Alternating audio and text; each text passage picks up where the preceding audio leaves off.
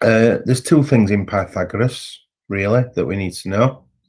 We need to find out, number one, the hypotenuse, or number two, one of the shorter sides. So we're going to go through first about finding out the hypotenuse.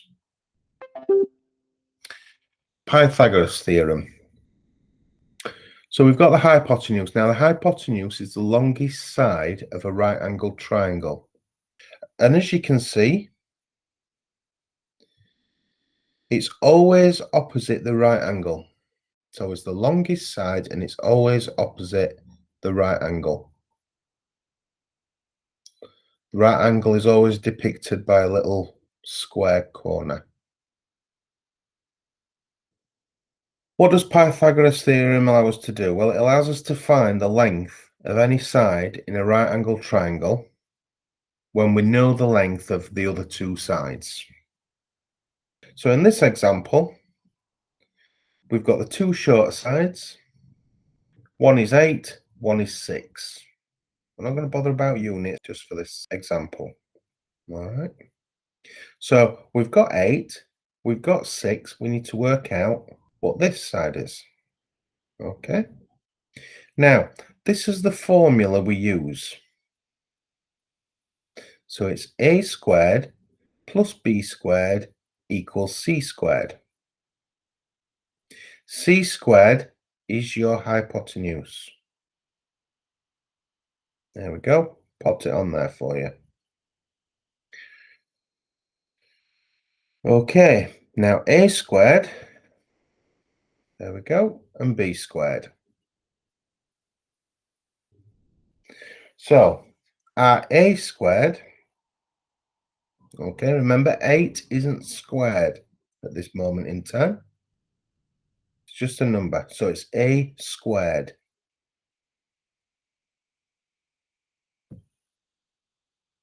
And then we're adding that to b, which is 6 squared. And that will give the answer c squared. Okay, so 8 squared, 8 times 8, remember, a squared number is multiplied by itself. A number multiplied by itself, not multiplied by 2. So 8 times 8 is 64. Then we're plussing 6 times 6, which is 36. Add those two together, we get 100. So 100 equals c squared.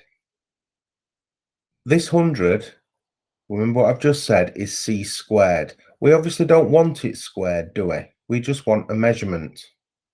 So what we have to do is we have to do the opposite to squared, which is a square root. All right, and you've probably seen that symbol on your calculator.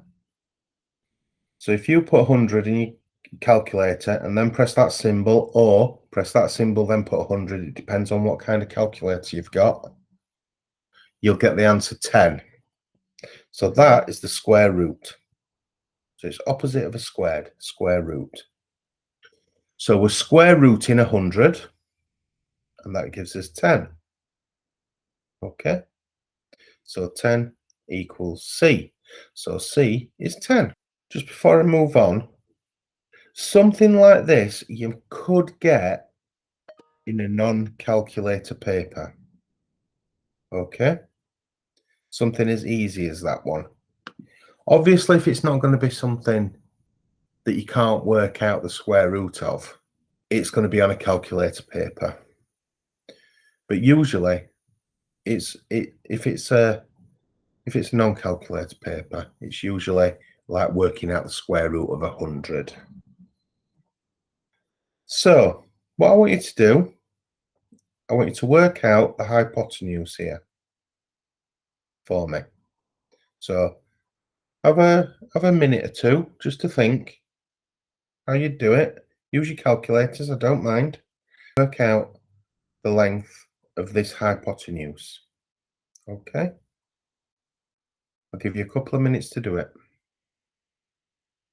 Now, if you used a calculator for that, yeah, you would get 7.2111025509. What I would do in an exam is I'd write all those numbers down. If it doesn't tell you to round to a certain decimal place, like you've all rounded to 2 decimal places, yeah, just put down whatever it shows on the calculator. That goes for any question, especially if it's a calculator paper question. Okay, that's where some people lose marks, because they don't write down what's exactly on the calculator. Obviously, if it says round to 2 decimal places, 3 decimal places, 1 significant figure, 2 significant figures, whatever, then you do that. Okay, but always write down the actual number, what's shown on the calculator. Okay, so yeah, we've got 4 squared plus 6 squared, which will give you c squared. We've got 16 plus 36, okay, which will give you 52. Square root your 52, and of course, to 2 decimal places, you'd get 7.21. To 1 decimal place, it'd be 7.2. So I'm going to let you have a go at these. Yeah. Again, it's just finding the hypotenuse. There's no trick questions. But remember, when you're working them out, write down the full number. That's what whoever's examining your paper will want to see. So I've rounded these just to 2 decimal places. So of course, the first one, we've got 9 squared plus 5 squared equals c squared. And I need to find out what x is. Yeah, x just stands for the hypotenuse. So I've got 81 plus 25, because they're squared. 81 plus 25 equals c squared. C squared is 106, so I need to square root that. So x, or the hypotenuse, is equal to 10.30 to 2 decimal places. The second one, we've got 7 squared plus 4.8 squared equals c squared. Now, again, this is something that will be on a calculator paper, because we've got that decimal point there. All right. So your 7 squared will be 49, plus your 4.8 squared, which will be 23.04. That will give us c squared, which is 72.04. We then square root that, and then x, or the hypotenuse, would equal 8.49 centimeters to 2 decimal places. If you've done it to 1 decimal place, that will be 8.5. Okay. Number 3, again, we've got 3 squared plus 5.1 squared. Okay. So 26.01 plus 9 equals 35.01. We then square root that answer, and x, or the hypotenuse, should equal 5.92 to 2 decimal places, or 5.9 to 1 decimal place. And finally, number 4, we've got 16 squared plus 13 squared. 16 squared, 256, plus 13 times 13, 169, will give us 425. Remember, that's squared, so we need to square root it, just to turn it back into a length. So x, or the hypotenuse, would be 20.62 centimeters. Okay. To 2 decimal places. To 1 decimal place, that would be 20.6. Okay. Now, the next bit, this throws people off, because it's finding the shorter side. So let's have a look. When we're working out the shorter side using Pythagoras theorem, okay, we have to rearrange the equation. All right, so remember, we had a squared plus b squared equals c squared. So it will be 3 squared times x squared equals 5 squared. Now, we can't do x squared, can we? Because we don't know what x is. So we can't use that formula. We have to rearrange it. Okay? So we've got the a there. That's the one we need to find. A is now x. Okay? This is the formula we had before. A squared plus b squared equals c squared. So what I'm going to do this time, I'm going to change this formula around so that instead of that 5c, instead of the c squared, the hypotenuse, okay, being the subject,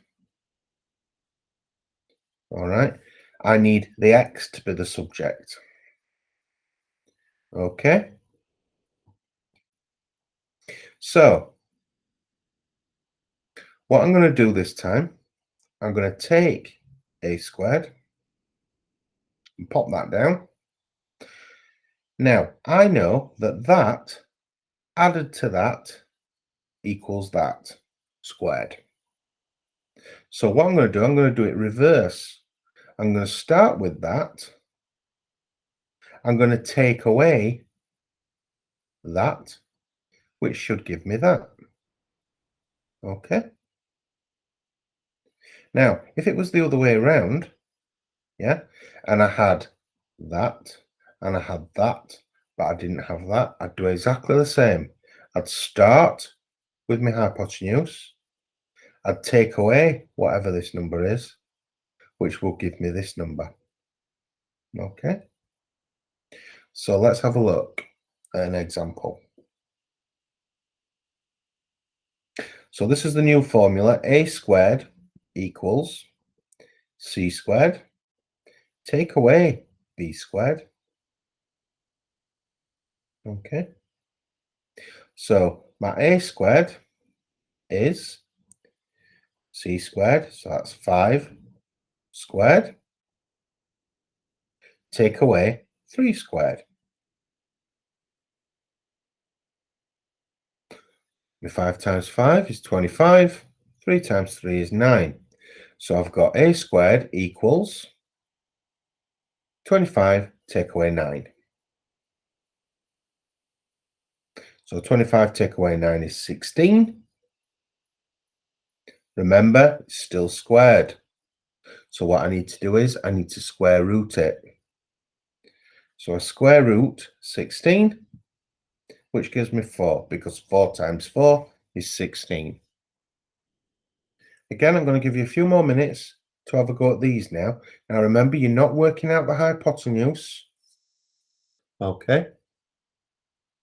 You're only working out one of the shorter sides. Again, there's no trick ones in here. You've got no sly, work out the hypotenuse in them. They're all shorter sides. Again, number 1, we've got 17 squared minus 8 squared. Okay, that will give us x. So 17 squared is 289. Take away 8 squared, 64, which gives us 225. We then square root 225, and we get 15. So it's 15 centimeters. The missing side. Number 2, we've got 9 squared, which is 81, minus 6.4 squared, which is 40.96. Okay. That gives us 40.04. We square root that, and we get 6.33 centimeters. That's 2 decimal places. 6.3 to 1 decimal place. And sorry, the first one would be just 15 because there's no decimal places there. If you did it to 2 decimal places, it'd be 15.00. Just a thing to point out, if it says 2 decimal places, yeah, and your answer comes out at 15, please still put 0.00. Okay, even though there aren't any numbers, if it says 2 decimal places, it still wants the zeros in. Okay. Number 3. So we've got 24 squared, which is 576, minus 19 squared, which is 361, gives us 215 squared. That's squared. We square root it. So square root of 215 will give us 2 decimal places, 14.66 centimeters. To 1 decimal place, that will be 14.7. Finally, D, we've got 31 squared, okay, minus 25 squared. That will give us a total of 336. Obviously, that's squared, so we square root it. So square root of 336 is 18.33 centimeters to 2 decimal places. To 1 decimal place, that will be 18.3 centimeters. How did we all go on those then? We okay? Again, this is where people fall down with Pythagoras when we get worded questions. Now, obviously, with GCSE nowadays, there is a functional element to it where they give a real life situation and you're expected to find out what you need to use for it. So, this example, a plane leaves Manchester Airport heading due east. It flies 160 kilometers before turning due north. It then flies a further 280 kilometers and lands. What's the distance of the return flight if the plane flies straight back to Manchester Airport? Now, with a question like this, if it makes it easier for you to visualize it, draw it. Okay? You don't have to draw the measurements exact. You can just write the measurements on there. Okay? So, let's break this question down. A plane leaves Manchester Airport heading due east. It flies 160 kilometers. Okay, so there's your plane. It's going east 160 kilometers. It travels to there. Okay. Again, like I said, don't worry about the size of the line. Just make sure you put down the measurement. Now, it says there before turning due north. So north, always up, isn't it? It then flies a further 280 kilometers and lands. So it's gone up. So it's gone east, 160 kilometers, and then it's turned north and gone 280 kilometers. Okay. So we're there now. It then says, what is the distance of the return flight if the plane flies straight back to Manchester Airport? So there's Manchester. That's where we started. We've gone there. We've gone up there. Now, if he flies straight back to Manchester Airport, he's going to go the shortest route, isn't he? That way.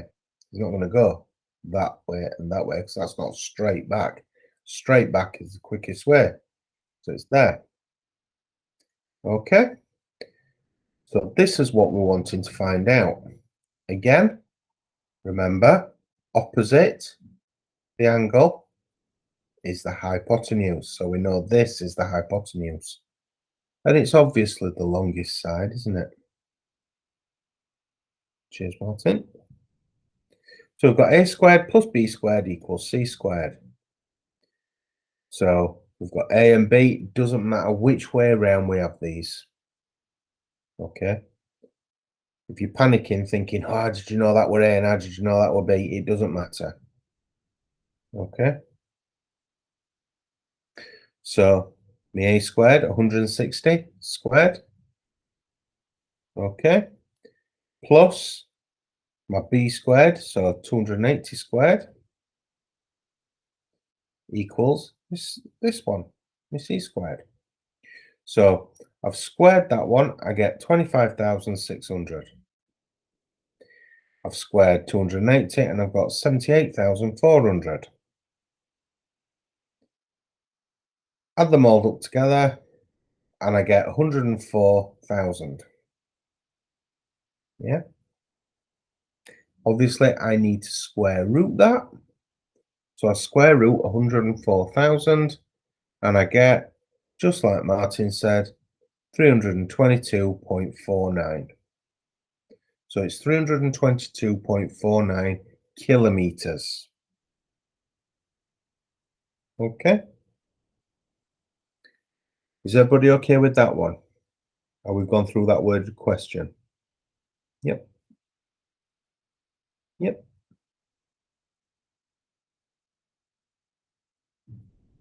Right. Obviously, Martin's all right because what answered him. So, I want you to have a go at these questions now. Okay. I'll read them out for you. Give you a few minutes to have a go at them. So, question number 1. A ladder 12 meters long leans against a wall. The ladder reaches 10 meters up the wall. How far away from the foot of the wall is the foot of the ladder? Okay. This is a typical exam question. I've seen this on exams, on GCSEs, quite a few times. It's one of the questions that people look at and they say, oh, I can't do that, not realizing it's only Pythagoras. We've got the hypotenuse there, and we've got, let's say, A there. So it's B we're working out, this bit here. Number 2. How do you know if it's a plus or a minus in worded questions, Dahlia? Good point. Okay. Remember, if we've got the hypotenuse, then it's going to be a minus. If we're working out the hypotenuse, okay, then it's going to be a plus. Now, we can tell we've got the hypotenuse because remember, opposite the right angle is the hypotenuse. The right angle will be there. Yeah? So opposite that is 12. That's right, Martin. You have to visualize the shape of a triangle and make the points in your head with the number. That's a good point, yeah? Most of the time, they show you the image. Just like before, though, in the other one, in the last question, if it doesn't show it, yeah, just draw a quick sketch of it. Yeah.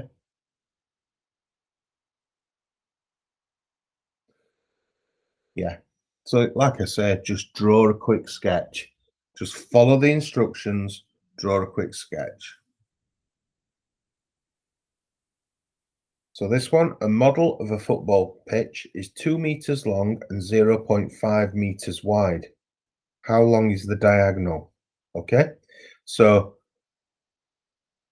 for an example, if I wasn't given this image here, because that's showing you the diagonal there. If I wasn't given this image and I just had a football pitch is 2 meters long, so I know I need to come across 2 meters. I know that it's 0.5 meters wide.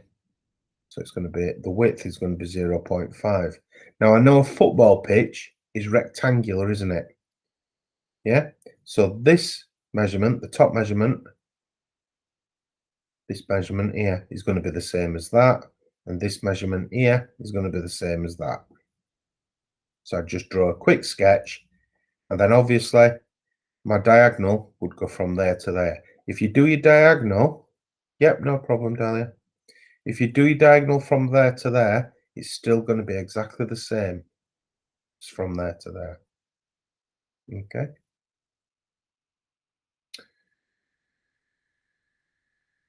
Again, some pedestrians want to get from point X on one road point. Some pedestrians want to get from point X on one road to point Y on another. The two roads meet at right angles. So I know X and Y meet at a right angle. So it's going to have that square there where they meet. That's that. Okay. So X and Y, and there's the right angle. If they follow the roads, how far will they walk? So if they follow this road, X and Y, how far will they walk? Well, they'll walk 33 meters that way, 94 meters that way. That's the first bit done. A. Instead of walking along the road, they take the shortcut, XY. Find the length of the shortcut. So I'm looking for the shortcut. X is there, Y is there. So this is the shortcut. Now look, it's the hypotenuse. All right, find the length of the shortcut. So I know that squared plus that squared equals that squared. So once I've got that, square root it, and then that gives me my answer. How much distance do they save? Okay, so I'm looking for the difference, aren't I, between that and that plus that. So remember, the biggest number, take away the smallest number for the difference. This one, X equals 6.63. So well done, Martin. Okay, the diagonal, which is X in this case, is 2.06 meters. Remember to put your unit of measurements. Yeah. And finally, your last one is for A is 127 meters. For B, it's 99.62. Okay, which is what you did, Martin, I think. And for C, the distance they save.